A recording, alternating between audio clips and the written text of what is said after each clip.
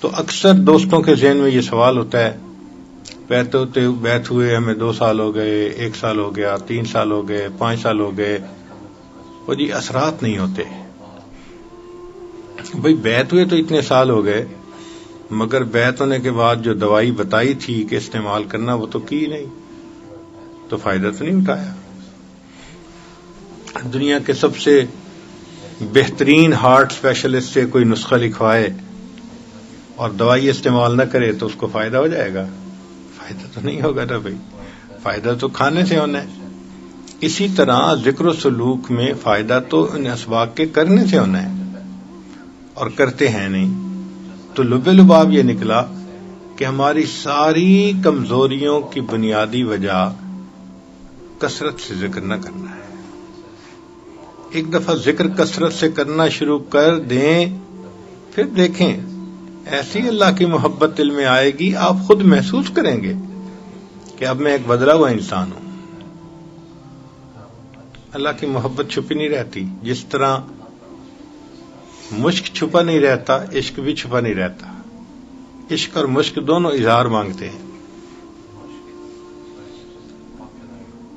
آپ دیکھ لیں محفل میں 1-2 دن ساتھ رہو تو کسی بندے کے فون آنے سے، فون کرنے سے، فون پڑھنے سے، اس کے اٹھنے بیٹھنے سے پتہ چل جائے گا بیچارہ پھنسا ہوا ہے کہیں.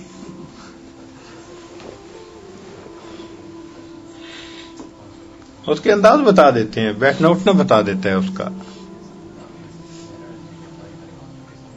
تو محبت چیز ایسی ہے کہ وہ چھپی نہیں رہتی، پتہ چل جاتا. اللہ تعالیٰ کی محبت بھی ایسی ہی چیز ہے کہ وہ چھپی نہیں رہتی، وہ پتہ چل جاتا ہے کہ کس کو کتنی محبت ہے. چنانچہ لٹمس ٹیسٹ اگر دیکھنا ہو نا تو اللہ تعالیٰ کی محبت کا لٹمس ٹیسٹ قرآن کی تلاوت، قرآن سے محبت، اور نبی علیہ الصلوۃ والسلام سے محبت اس کا لٹمس ٹیسٹ سنت کے ساتھ محبت. جس کو نبی علیہ السلام سے کامل محبت ہوگی اس کی زندگی پوری سنت کے مطابق ہوگی، اور جس کو اللہ سے کامل محبت ہوگی قرآن کی ایک ایک آیت، ایک ایک لفظ کے اندر معرفت کا دریا اس کو ملتا چلا جائے گا. تو اس لیے ان اسباق پر محنت کرنے کی ضرورت ہے. محنت کے بغیر یہ چیز انسان کو حاصل نہیں ہوگی، فقط تمنا سے حاصل نہیں ہو سکتی. دیکھو جی، ایک انسان نکاح نہ کرے، تمنا کرتا رہے جی میرا بیٹا ہو جائے، میری اولاد ہو جائے، تو کیسے اولاد ہوگی؟ اسی طرح ہم تمنا کرتے رہیں جی کہ ہمارے اندر جی وہ مقام احسان والی کیفیت آ جائے، اور ہم ذکر اذکار کریں نہیں، تو کیسے آئے گی مقام احسان والی کیفیت؟ تو بس یہ ذہن میں رکھ لیجئے کہ آج کے بعد ذکر کو کثرت سے کرنا ہے. اچھا، ذکر کو کثرت سے کرنے کا مطلب بسا اوقات یہ لے لیتے ہیں کہ جی ہم تو مصروف ہیں، ہم تو نہیں 2-3 گھنٹے بیٹھ کے مراقبہ کر سکتے. بھئی 2-3 گھنٹے بیٹھ کے مراقبہ کرنا ہر بندے کے لیے کہاں ضروری ہے؟ جو لوگ پڑھنے پڑھانے کے کام میں لگے ہوئے ہیں، حدیث پڑھتے ہیں، تفسیر پڑھاتے ہیں، وہ پڑھانے سے پہلے اگر توجہ اللہ کے ساتھ بیٹھ جائیں تو ان کے 3 گھنٹے صرف پڑھنے پڑھانے میں نہیں گزرتے، ساتھ حصول فیض میں بھی گزر جاتے ہیں. تو جو ذکر میں ان کو نعمت ملنی تھی وہ علم میں بھی مل جاتی ہے. یہ علم رکاوٹ نہیں ہے.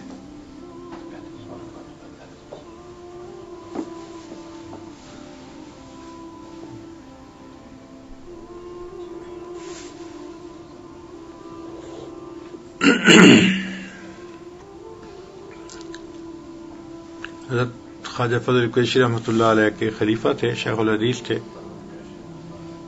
تو فرمایا کرتے تھے کہ میں کلاس میں آ کے بیٹھتا تھا تو طلباء آنے میں کچھ وقت لگاتے تھے، تو میں نے سب کو کہا ہوا تھا بھئی جب سب آ جائیں تو مجھے اشارہ کر دیں. اور اتنی دیر جو طلباء کے آنے میں لگتی تھی بس میں آنکھ بند کر کے مراقبے کی نیت کر لیتا تھا. جب طلباء آ جاتے تھے پھر میں ان کو سبق پڑھاتا تھا. سبق کے دوران میرے دل پر ایسے انوار اترتے تھے کہ میں حیران ہوتا تھا. تو پڑھنے پڑھاتے ہوئے توجہ اللہ کے ساتھ آپ پڑھائیں، آپ کو انوار و برکات اسی طرح ملتی رہیں گے. تو وہ وقت بھی ذکری کا وقت ہوتا ہے. ذکر کا بنیادی مقصد اللہ کی یاد ہے نا، اس لیے تو فرمایا اقم الصلاۃ لذکری، نماز قائم کرو میری یاد کی خاطر. تو مقصود تو اللہ کی یاد ہے نا ہر چیز کا. تو اگر علم پڑھتے ہوئے اللہ کی یاد دل میں رہی تو وہ وقت پھر نور کے اخذ کا وقت ہونا چاہیے نا، نور ملتا ہے اس سے دل میں. اور بعض اوقات لوگوں کی جاب ایسی ہوتی ہے کہ وہ بیٹھ کے نہیں ذکر کر سکتے، یہ بھی ماننے والی بات ہے. تو بھائی اس ایسے لوگ جو بیٹھ کے نہیں کر سکتے تو وہ وقوف قلبی کا خیال رکھیں. وقوف قلبی تو ہر وقت رکھ سکتے ہیں نا، لیٹے بیٹھے چلتے پھرتے.